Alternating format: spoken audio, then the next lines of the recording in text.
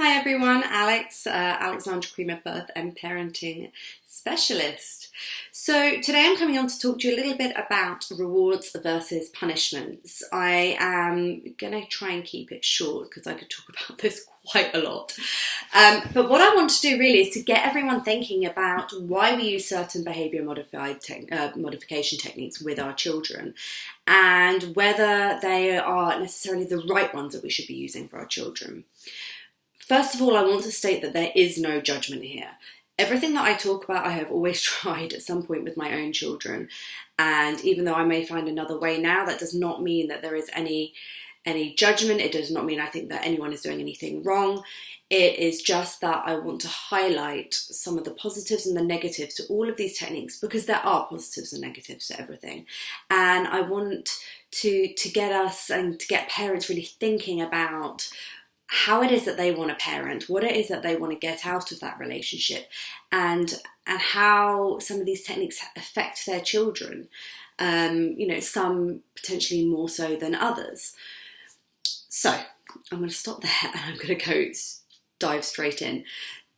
I'm going to use two contrasting, more slightly mainstream techniques. So I'm going to talk about timeout versus generic praise.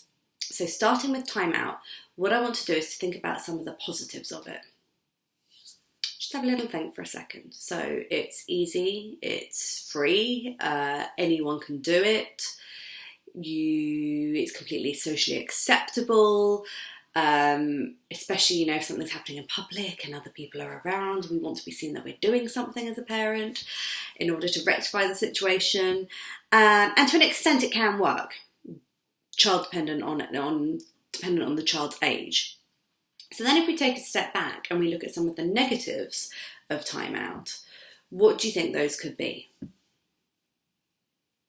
So a young child especially doesn't necessarily have the brain development and the higher function in order to process what it is that we're asking them to do, in order for them to realise that they're sat there for something that happened a few minutes ago, or to be able to calm themselves down. A lot of their brains don't work like that. A lot of the time, especially with young children, they need us to contain those feelings for them and to help them do that. And that's how they begin to learn. That's how the brain begins to learn. So from that respect, we're expecting a child to have brain development that they don't have. It can also potentially deprive a child of the love and the attention that they're seeking in the first place. And a lot of the time we talk about attention seeking, my child's acting out their attention seeking. And if we just change that language to connection seeking, yeah, they are. They're looking to seek that bond and that love and that connection with you. And if it's not about that, then it's usually because they're having a meltdown because there's something else big going on for them. And I say big for a child. What's big for a child versus what's big for an adult is very different. But again, we know that they don't have that higher brain function in order to necessarily be able to verbalise it and to kind of cognitively understand a situation that has happened to them. So a lot of the time that can also come out in their behaviour. So timeout, a negative respect of it is that we're not actually dealing with the crux of the situation and what is really going on with the child in that moment. All we're doing is we're punishing the way it's coming out. We're punishing the tantrum. We're not actually looking at, okay, why is he tantruming in the first place? What is it that we can help him work through, or her?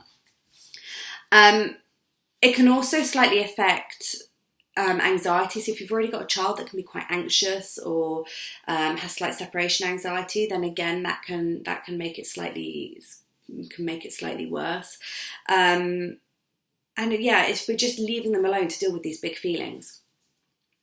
So positives and negatives of timeout. They're quite contrasting. And so now what I want to talk about is the positives and negatives of generic praise. And praise is used really, really regularly across the board. It's in schools, it's everywhere. It's what we do. And the idea is that we're praising our child for the positive behaviour. It's like we're training them. It's slightly like, we would train a dog with dog treats. We're rewarding them. Children crave attention and love.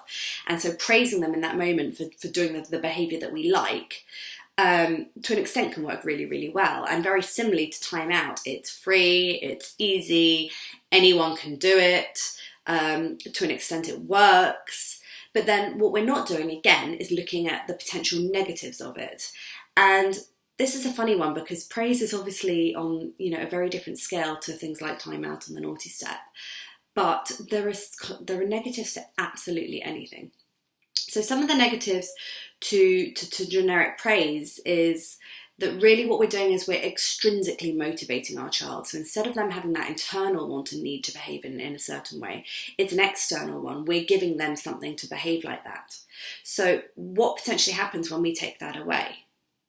Are they going to continue that good behaviour, or are they always going to only have that behaviour because they know that there's a reward of some sort at the end?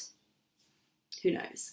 So it's just one of the little things that I want to talk about. Also, it can be, it can be quite shallow, and a toddler especially, who doesn't necessarily understand what it is that we're trying to do and what it is that we're trying to say.